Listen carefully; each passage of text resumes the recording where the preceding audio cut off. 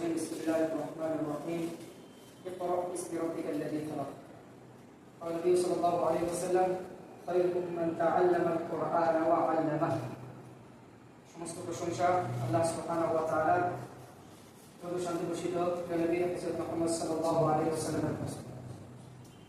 আমরা ইনশাআল্লাহ নুরানি কায়দা তাজবিদের ফায়দা এই বইটা কারি হাফেজ মাওলানা মুহাম্মদ আলী সাহেব লিখেছেন। এই বইটাতে কিছু কায়দা যেগুলো আমাদের প্রয়োজন কোরআন শিখতে গেলে। আরেকটা জিনিস আল্লাহ সাল্লাল্লাহু আলাইহি ওয়াসাল্লাম কথা বলেছেন যে খায়রুকুম মান তাআল্লামাল কুরআনা ওয়া আল্লামা, তোমাদের মধ্যে উত্তম সেই ব্যক্তি যে কোরআন শেখে এবং অপরকে শেখায়। শুধু কোরআন শিখলে হবে না, শেখাতে হবে। আর আমাদের কোরআন এই উদ্দেশ্যে শিখতে হবে, আমি শেখাবো। তো শেখানোর জন্য শেখানোর মতো করে শিখতে হবে, এমনভাবে করতে হবে যেটা আমি যাকে পড়াচ্ছি তাকে যেন আমার থেকে ভালো করে পড়াতে পারি, আমি যা জানি তাকে যেন আমার থেকে ভালো কিছুভাবে শেখাতে পারি। তার জন্য আমাদেরকে বিশেষ করে কায়দাগুলোকে একবারে ছোটস্থ করে ফেলতে হবে, মুখস্থ করতে হবে। তা তোমাদেরকে শুধু কায়দাগুলো পড়াবো, অন্য কিছু না। কায়দা পড়াবো, কিছু মাস পড়াবো, বাস আর ঠিক আছে। এই বইটা সুন্দরভাবে কায়দাগুলো দেওয়া আছে। আর প্রথম ঘন্টা, দ্বিতীয় ঘন্টা, 24 ঘন্টা ইনশাআল্লাহ আমরা 1 মাস ক্লাস করতে, বেশি দিন না।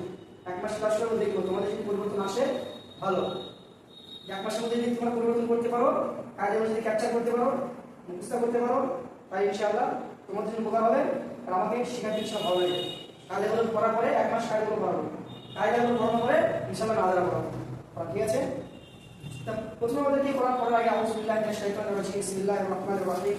তারপর যে দোয়া রয়েছে রব্বি ইশরাহ লি সাদরি ওয়া ইয়াসসির লি আমরি ওয়াহলুল উকদাতাম মিন লিসানি ইয়াফকাহু কাওলি রব্বি জিদনি ইলমা রব্বি জিদনি ইলমা, ঠিক আছে। এটা আমাদের করে নিতে হবে। তারপর যে অক্ষর রয়েছে অক্ষর উচ্চারণ করে শিখতে হবে। আসলে আমাদের অক্ষর উচ্চারণ হয় না, কি হয় না? হামজাকে আমরা আইন উচ্চারণ করে ফেলি, জিমকে জিম উচ্চারণ করি, জিম আর জিম, জাই শব্দ চলে আসে, জাই উচ্চারণ চলে আসে আমাদের, সা দাল, সা জাল এগুলো উচ্চারণ হয়, ঠিক আছে। এগুলো আমাদেরকে প্র্যাকটিসের উপর নির্ভর, প্র্যাকটিস করতে হবে, বারবার প্র্যাকটিস করতে হবে। যত প্র্যাকটিস করবো আমরা তত আমাদের শুদ্ধ হবে। তা আজকে আমার সাথে তোমরা অক্ষর উচ্চারণ করো। আলিফ আলিফ আলিফ